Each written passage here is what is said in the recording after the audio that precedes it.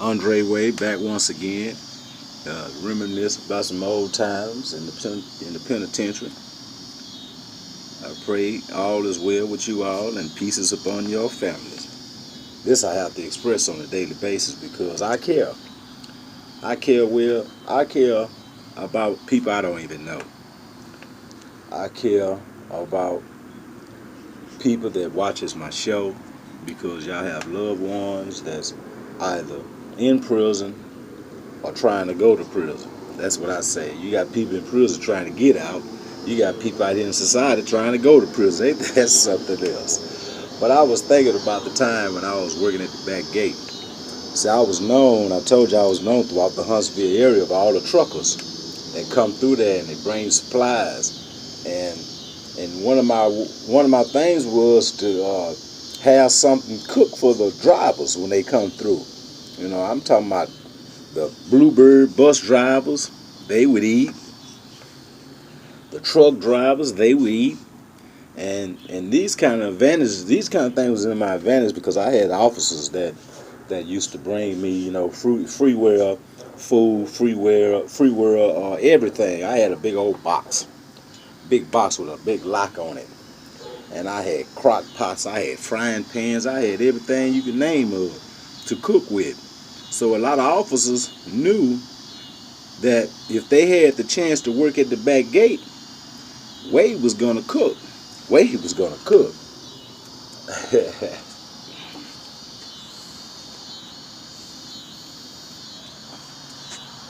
Look at it looking out there. See how I look outside today? That's that after effect of the rain. That's that after effect.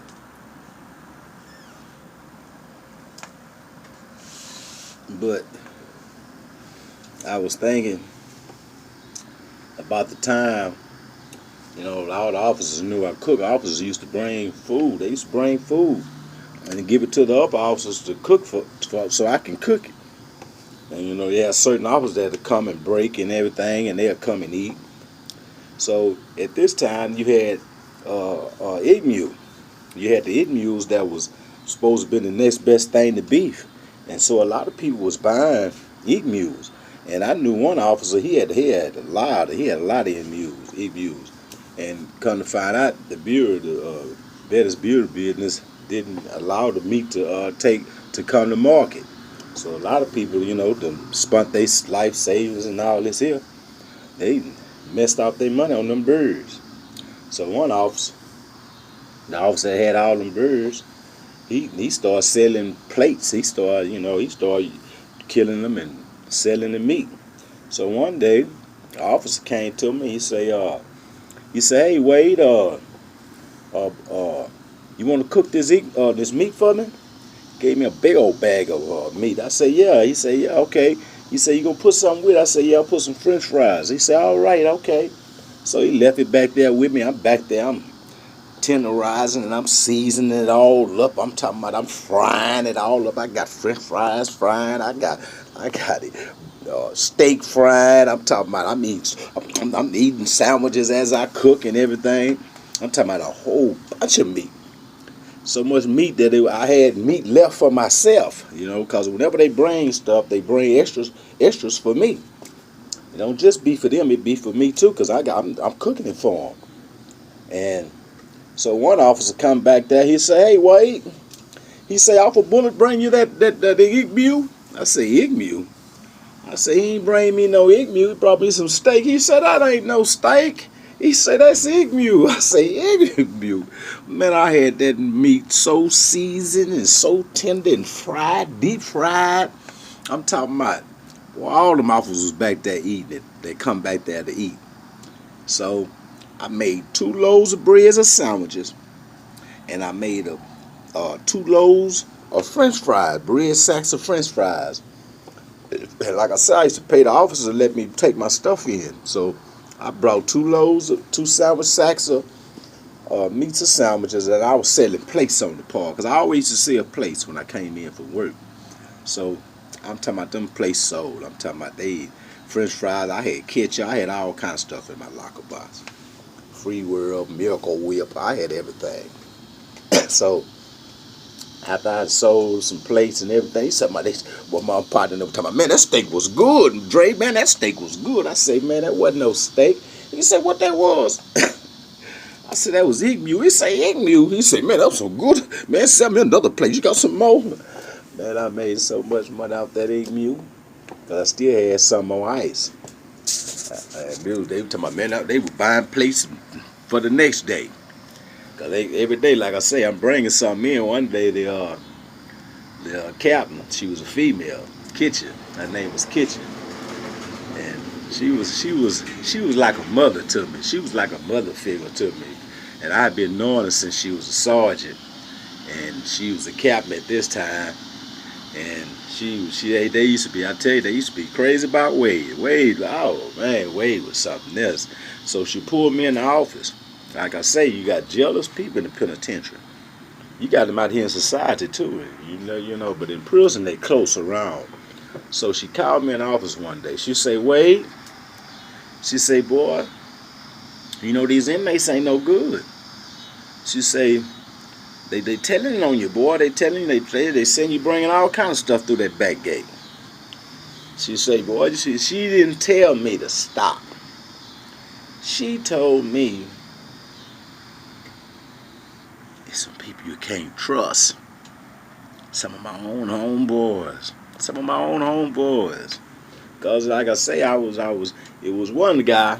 You see, the reason why I just don't say names, I just don't put names out there, is because you got to think of dry snitching. See, dry snitching is something like this. Kitchen had a SSI, and this SSI dude had everybody know he'll tell something, and I think he told on his mother one time. But this is dry snitching. She knew that. See, he would go to work drunk full of that penitentiary wine. And she would ask him where he just come from. And he won't say, oh, I just came from the house. He would say, well, I came from airline. And they'll go shake down airline. That's dry snitching. That's all she had to ask him. She didn't have to ask him what cell. He would say, I just come from airline. That's how he talk. And she'll sit in the team down. Some people go down there and shake down their line and find all the wine. Well, back in them days, in the old days, before times was changing, because we used to have officers bring in Everclear or gin in a water bottle. See, because all officers bringing in water bottles, so they bring in a water bottle, 2, 4, 5 bottles of Everclear.